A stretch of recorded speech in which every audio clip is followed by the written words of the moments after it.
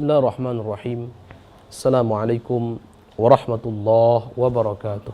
Waalaikumsalam warahmatullahi wabarakatuh. Alhamdulillah, thumma alhamdulillah. Wassalatu wassalamu ala sayyidina Rasulillah, Sayyidina Muhammad ibn Abdillah wa ala alihi wa sahbihi wa man walah. Wala hawla wala quwwata illa billah. Amma ba'd. Anak-anakku, para santri semuanya, kaifa halukum? Alhamdulillah bi khairin wa afiyah barakati du'aikum. Madza darsuna al-an? Darsuna al-an as-sirah an-nabawiyah. As-sirah an-nabawiyah. Baik. Pelajaran kita pada pertemuan kali ini adalah As-sirah an-nabawiyah. Sejarah makhluk paling mulia, manusia agung, panutan kita semuanya, yang wajib kita cintai, yang wajib kita ikuti, yang kita harapkan syafaatnya yaumal qiyamah nanti.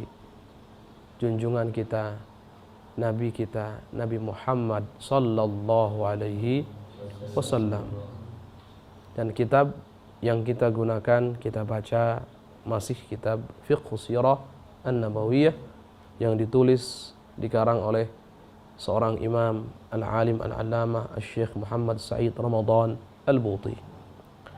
Pada pertemuan terakhir kita telah sama-sama mengetahui, telah sama-sama membahas tentang tabiat bangsa Arab sebelum masuknya Islam. Kita sama-sama mengetahui bahwa tabiat bangsa Arab itu bisa kita serupakan seperti bahan mentah. Bahan mentah yang belum melunak, yang belum meleleh untuk dicetak.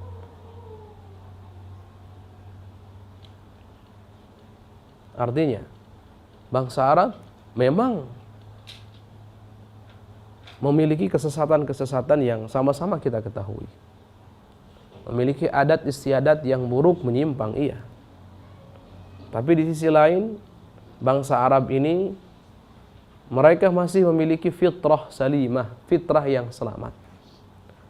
Mereka pun masih memiliki kecenderungan yang sangat kuat kepada arah kemanusiaan yang mulia. Ini bangsa Arab. Seperti apa?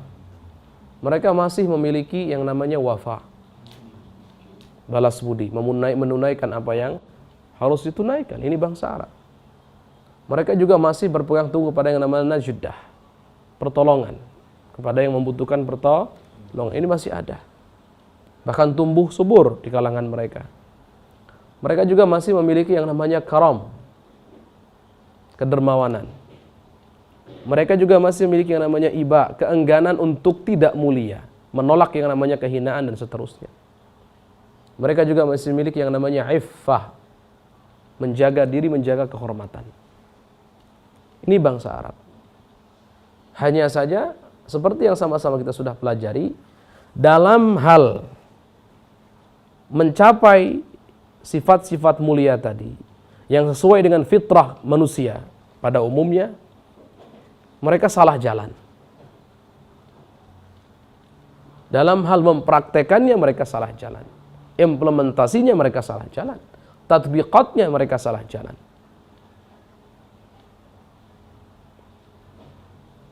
Mereka membunuh anak-anak keturunan mereka. Tujuannya baik, caranya salah. Tujuannya apa? Agar mereka menjadi mulia dan agar mereka terlepas, terbebas dari kehinaan, dari aib. Mereka ingin mulia, iya. Dan Masya Allah, orang ingin mulia, baik. Mereka ingin terlepas daripada aib, cacat. Itu baik. Tapi caranya membunuh anak mereka, khususnya dalam hal ini membunuh putri mereka, mengubur putri mereka hidup-hidup pada zaman dahulu, ini cara yang salah. Maka niat yang baik, tujuan yang baik tidak cukup, harus dilaksanakan, disempurnakan dengan cara yang baik. Perhatikan oleh kalian, ini bangsa Arab. Kemudian mereka melakukan peperangan satu kabilah dengan kabilah yang lain. Loh, maksudnya tujuannya baik. Apa itu? Memberikan pertolongan. Maksudnya tujuannya baik. Agar mereka terhindar dari kehinaan. Ini baik semuanya. Tapi caranya salah. Sudah Ustaz ceritakan pada pertemuan yang lalu bahasanya bangsa Arab dulu kabilah-kabilahan. Kabilah itu sekarang masih ada. Tapi asabiyahnya, fanatismenya sekarang sudah mulai meredup. Kalau dulu sudah kabilah-kabilahan, fanatisme yang menggila dan membabi buta. Jadi kalau ada satu orang dari satu kabilah dilukai, dizalimi, maka yang lain semuanya siap berdiri di belakang orang ini untuk menolongnya. Terlepas dari orang ini salah atau tidak. Contoh, terjadi perkelahian antara anggota kabilah A dengan anggota kabilah B. Kemudian anggota kabilah A terluka atau terbunuh dalam perkelahian tersebut. Maka satu kabilah akan bangkit untuk menyerang kabilah A tadi, akan menyerang kabilah B. Tanpa dicari tahu dulu penyebabnya apa. Siapa yang salah dalam permasalahan ini. Tanpa dicari tahu solusi yang tepat seperti apa. Tidak, pokoknya demi pertolongan, demi kemuliaan, demi menolong saudara yang tertindas menurut pandangan mereka, terzalimi menurut pandangan mereka. Semuanya siap untuk melakukan peperangan. Ini gambaran bangsa Arab dulu. Nah, sebabnya kenapa kok mereka bisa salah cara? Maka jawabannya mereka salah cara karena mereka hidup dalam kegelapan, kebodohan, tapi kebodohan yang sederhana, basithah, yang biasa. Karena kebodohan itu ada dua. Kebodohan itu ada dua macam. Ada kebodohan yang pertama namanya al-jahlul basit. Al-jahlu al-basit. Kebodohan yang biasa. Yang kedua adalah al-jahlu al-murakkab. Kebodohan murakkab yang luar biasa. Ini yang kedua. Bangsa Arab itu hanya masuk dalam kategori pertama, artinya tidak parah. Tidak parah. Kalau jahal basit, dia tidak mengetahui sesuatu. Itu jahal basit.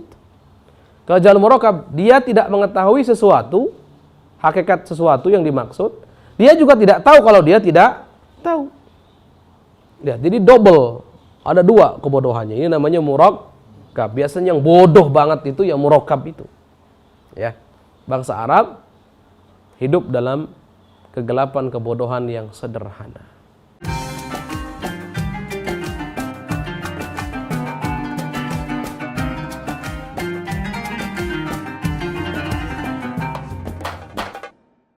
Ingin belajar bersama Buya Yahya kapanpun dan dimanapun? Dapatkan segera flashdisk MP3 Buya Yahya. Berisikan berbagai materi kajian lengkap bersama Buya Yahya.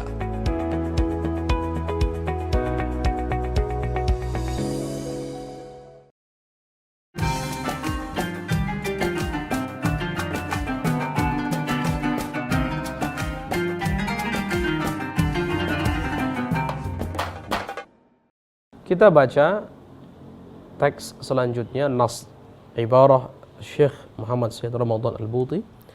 Qala al-muallifu rahimahullah ta'ala, nafa'ana Allahu bihi wa bi'ulumihi wa amaddana bi asrarihi wa a'ada alaina min barakati amin ila an qala wa hadhihi al-halatu hiya allati 'abbara Allahu 'azza wa jalla 'anha bid-dhalali hina ma wasafahum biqawlihi wa in kuntum min qablihi laminad dallin wa hiya sifatun idza ma nusibat ila halil umam al-ukhra idzaka tadullu ala al-i'tidhar lahum akthara min an tadulla ala tasfihihim aw ta'yirihim biha dhalika anna al-umam al-ukhra kanat tastahdi linhirafatiha al-'azimah بمشاعل الحضارة والثقافة المدنية فكانت تتقلب في حمأة الفساد عن تبصر وتخطيط وفكر. Baik, ini beliau Syekh Al-Buti mengatakan keadaan seperti ini, keadaan yang dialami oleh bangsa Arab saat itu sebelum masuknya Islam. Ini yang kita bicarakan, perbandingannya adalah sebelum masuk Islam semuanya. Keadaan ini Inilah yang digambarkan oleh Allah Subhanahu wa taala dan disifati dengan dhalal, kesesatan. Kesesatan. Dalam sebuah ayat dikatakan wa in kuntum min qabli la minadh dhalin. Artinya kalian semua para sahabat, wahai kaum muslimin, mukminin, sebelum Islam datang, sebelum ini semuanya kalian adalah orang-orang yang tersesat. Sesat yang dimaksud di sini adalah salah dalam cara tadi itu, sesat. Jadi tidak sampai kepada tujuan. Tentu gini, orang punya tujuan. Orang punya tujuan. Kemudian salah jalan. Namanya apa? Sesat. Sesat. Wahya sifatun. Jadi kesesatan di sini dalam ayat ini adalah sifat yang kalau kita bandingkan dengan keadaan umat-umat yang lainnya saat itu, maka sifat tersebut menunjukkan mereka ini masih ditolerir, bangsa Arab ini. Daripada sifat ini menunjukkan bahwasanya mereka ini dibodoh-bodohkan atau hinaan untuk mereka, tidak.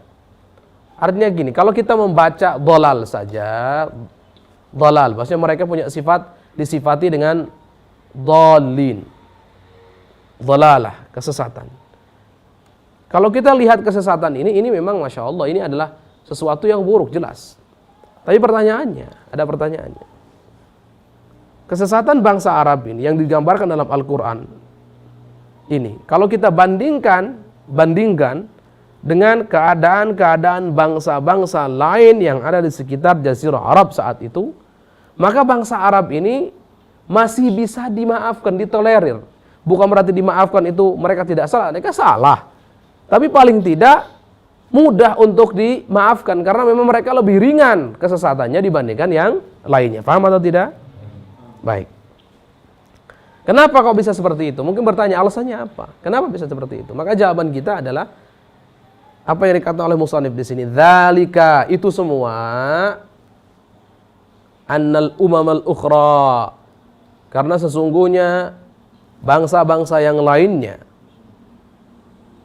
kanat tastahdi, ada bangsa-bangsa yang lain itu, Persia, Romawi, Yunani, Hindu, mereka tersesat dalam kesesatan yang sangat besar, melenceng dalam arah yang melenceng yang sangat parah.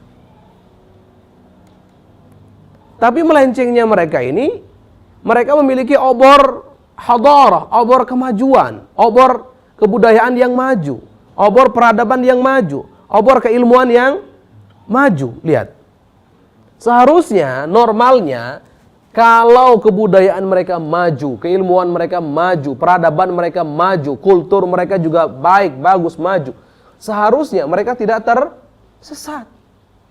Karena tadi itu, kebudayaan dan seterusnya, kebudayaan, kultur, kemudian peradaban, ilmu pengetahuan yang maju, teknologi yang maju tentu lebih maju dari yang ekonomi yang maju. Karena ini adalah alat yang bisa atau wasilah yang bisa digunakan untuk tidak tersesat, untuk ke arah yang baik. Tapi lucunya mereka ini seperti memegang obor tapi tetap sesat gitu. Bayangkan, bangsa Arab itu tidak punya obor saat itu. Bayangkan seperti itu. Jadi gini, analoginya gini. Ya, kita bayangkan bangsa Arab dulu itu seperti berjalan dalam kegelapan. Kalau sesat kira-kira wajar atau tidak? Wajar. Walaupun sesat tetap jelek, bukan berarti dibenarkan, tidak ada yang membenarkan kesesatan, tidak. Tapi maksudnya ini perbandingannya kesesatan bangsa Arab dengan kesesatan bangsa-bangsa yang lainnya saat itu. Bangsa Arab ini analoginya, kiasannya, gambarannya begini, perumpamaannya seperti orang yang ingin melakukan perjalanan menuju satu tujuan yang mulia, tapi tidak punya obor, berjalan dalam kegelapan. Kalau dia tersesat, kira-kira wajar atau tidak? Nah, lihat. Tapi bangsa-bangsa yang lainnya, mereka punya obor. Dalam melakukan perjalanan, mereka punya obor. Tapi kenapa masih tersesat? Nah, itulah disebut kesesatan yang parah. Beda atau tidak? Nah, ini bandingannya. Ya, jadi bahwa beliau mengatakan fakanat tataqallabu fi ham'atil fasad. Jadi bangsa-bangsa selain bangsa Arab, Persia, Romawi, Yunani, Hindus, itu semuanya mereka ini bergelimpangan di dalam, seperti bergelimpangan, Masya Allah, ini indah sekali, wallah nikmat sekali kita memahaminya Nikmat sekali. Coba bayangkan oleh kalian. Bagaimana Syekh Al-Buti ini mengumpamakan ini. Fakanat tataqallabu fi ham'atil fasad. Allah. Mereka ini seperti orang yang berguling-guling bangsa-bangsa lain ini. Fi ham'atil, ham'ah itu apa sih? Lumpur hitam yang bau, itu ham'ah namanya. Itu asalnya. Beliau mengatakan ham'atil fasad. Jadi di sini ada idhafatul musyabbah bil musyabbah. Jadi nanti kalian belajar dalam balaghah nanti. Jadi seakan-akan kerusakan yang mereka alami itu seperti lumpur yang hitam yang bau. Kesesatan yang mereka alami itu seperti lumpur yang hitam yang mengeluarkan aroma yang sangat bau. Dan mereka berguling-guling di situ, bergelimpangan di situ. Padahal ketika mereka bergelimpangan di dalam lumpur hitam pekat yang mengeluarkan bau yang tidak sedap itu mereka sebetulnya bisa melihat, bisa memandang itu tuh lumpur sesat. Dan mereka merencanakan itu, mereka bisa merencanakan, bisa menghindari, mereka bisa berpikir karena kebudayaan mereka maju, ilmu pengetahuan mereka maju, peradaban mereka maju, kultur mereka maju, ekonomi mereka maju, teknologi mereka maju. Jelas atau tidak? Nah, ini perumpamaannya. Wallah, makanya fiqh sirah ini termasuk kitab yang dalam susunan bahasanya sungguh nikmat, luar biasa, indah. Ustaz berpesan kepada kalian untuk betul-betul difahami kalimat per kalimat, karena dalam susunan kata-kata ini ada keindahan yang kadang kita tidak dapatkan dalam kitab-kitab yang lain. Dan memang Syekh Al-Buti ini yaghlibuhu, kata para ulama, yaghlibuhu al-uslub al-khitabi. Beliau itu mesti kalau dalam karangan-karangan kitabnya pasti kalah dalam arti dikuasai oleh gaya bahasa atau gaya karang yang khitabi. Khitabi itu lebih ke arah syair yang indah itu. Baik.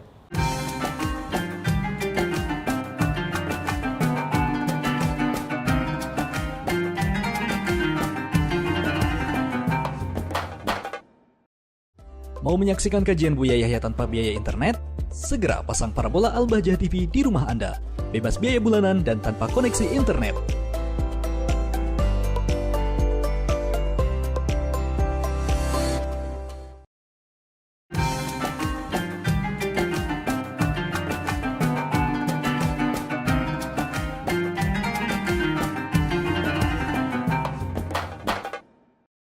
Baik, kita lanjutkan. Thumma innal jaziratal arabiyyata taqa' binisbati liriqa'atiha al-jughrafiyah fi nuqtatil wasat baina hadhihi al-umam allati kanat tamuju min hawliha. Allah. Kemudian bangsa Arab atau jazirah Arab, kalau bangsa lebih ke personalnya, ke orang-orangnya, kerasnya. Ini lebih ke daerah. Jazirah Arab, ini wilayah Arab. Lihat. Itu terletak, tentunya kalau kita hubungkan dari sisi letak geografisnya. Riq'ah al-jughrafiyah, letak geografis. Jadi negara Arab atau jazirah Arab, kalau kita lihat dari sudut pandang letak geografisnya, maka jazirah Arab ini terletak di tengah, seperti poros. Di tengah antara bangsa-bangsa yang disebutkan tadi, antara Persia, Romawi, Yunani, Hind. Jadi bangsa Arab di tengah, persis ada di tengah. Dilihat dari letak geografisnya. Jadi jazirah Arab itu persis ada di tengah. Yang lain itu ada di sekitaran jazirah Arab. Baik. Wan nadhiru ilaiha al-yawm yajidu kama yaqul Ustaz Muhammad Al-Mubarak. Dan orang yang melihat jazirah Arab itu saat ini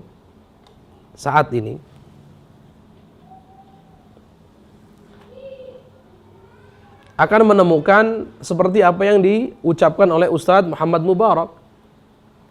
Kaifa annaha taqifu fil wasat at-tam bayna hadaratain janihatain. Sekarang, saat ini, atau pada saat itu, pada saat Syekh Al-Buti ini mengarang kitab ini, dan ini sampai sekarang masih berlanjut. Bagaimana Jazirah Arab ini terletak di tengah persis, diapit antara dua kebudayaan atau dua kemajuan, dua negara yang merupakan ekstrim kanan, ekstrim kiri. Sayap kanan, sayap kiri. Dia di tengah. Sekarang, ihdahuma hadaratul gharb al-madiyah, salah satunya adalah kebudayaan bangsa Arab yang material, bangsa barat, bangsa barat yang material, allati qaddamat 'anil insan suratan batra la taqau hatta ala janibin juz'in min al-haqiqah. Yang mana kebudayaan bangsa Eropa yang material ini hanya menggambarkan kepada kita semuanya tentang manusia itu adalah gambaran yang terputus-putus, gambaran palsu. Yang jauh daripada hakikat manusia pada umumnya. Jauh. Atau menggambarkan pada manusia, menggambarkan hakikat yang sesungguhnya tentang agama dan yang lainnya, itu jauh sekali daripada hakikat yang seharusnya. Pokoknya mereka fokusnya kepada apa sih? Fokusnya hanya kepada materi. Jadi bangsa Arab sekarang ini, Jazirah Arab itu diapit oleh dua sisi kebudayaan yang berbeda. Yang pertama adalah kebudayaan Eropa yang materi, yang menyuguhkan kepada kita gambaran manusia yang tidak utuh, gambaran manusia yang tidak utuh, yang terputus, yang jauh daripada hakikat manusia itu sendiri, hakikat daripada agama dan yang seterusnya, jauh. Pokoknya mereka fokusnya hanya kepada materi. Jelas atau tidak? Wa ukhrahuma al-hadara ar-ruhiyya al-khayaliyya fi aqsa asy-syarq. Katilka allati kanat ta'ishu fil Hind was-Sin wa ma hawlahuma. Dan yang lainnya, yang satunya lagi adalah kebudayaan ruhiyah, kebalikan daripada madiyah, ruhiyah. Jadi sifat ruhiyah ini ya sifat-sifat yang abstrak, bukan real, abstrak. Perkara-perkara yang gaib total. Yang sifatnya khayaliyah, khayal, tidak ada dalil akan keberadaannya. Seperti yang ada di ujung timur, India, Cina. Kalian lihat India seperti apa? Ini kasus corona di India. Ada sebagian kelompok daripada mereka, oknum tentunya, yang menangkal virus corona dengan mandi kotoran sapi. Karena khayalnya mereka, bahasanya kotoran sapi ini dalam keyakinan mereka bisa menolak virus corona. Ini ditertawakan. Bagaimana dengan khayalan-khayalan yang ada di ujung timur sana? Ini khayal banyak, khurafat banyak sekali. Kita semua tahu itu. Binatang dituhankan dan seterusnya. Kemudian ada dewa ini, dewi ini dan seterusnya. Khayal. Tapi itu yang ada dan itu kenyataan. Jadi kita ini bangsa Arab ini diapit oleh dua sisi, dua sayap kebudayaan yang bertentangan. Eropa dengan materialnya, kemudian Asia atau ujung Asia dengan ruhaniyahnya. Ini Masya Allah, bertentangan betul dua ini. Baik. Ini yang bisa kita bahas pada pertemuan kali ini. Ini masih tentu ada pembahasan terkait dengan tema kita tentang rahasia di balik terpilihnya Jazirah Arab sebagai tempat pertama tumbuh kembangnya Islam. Bisa disebut dengan tempat persemaian tumbuh kembangnya Islam. Masih ada pembahasan tentunya yang jelas yang kita pelajari ini adalah gambaran besar atau sebagian besar daripada apa yang kita pelajari ini sudah mendekati gambaran yang akan dengan gambaran tersebut kita bisa ngambil kesimpulan tentang hikmah di balik terpilihnya Jazirah Arab sebagai tempat tumbuh kembang Islam, dakwah Islam pertama kali. Nah, ini masih ada sedikit pembahasan. Setelah itu nanti kita baru akan mendapatkan kesimpulan yang real, kesimpulan yang nyata. Baik, oleh karenanya terus dan terus semangat belajar, jangan sampai putus. Mungkin kita akhiri pertemuan kita pada kesempatan kali ini. Semoga Allah Subhanahu wa taala memberikan kita semuanya ilmu yang bermanfaat, yang bisa mendekatkan kita semua kepada Allah, kepada Rasulullah sallallahu alaihi wasallam. Ala hadhihi niyyah wa ala kulli niyatin salih. Al-Fatihah.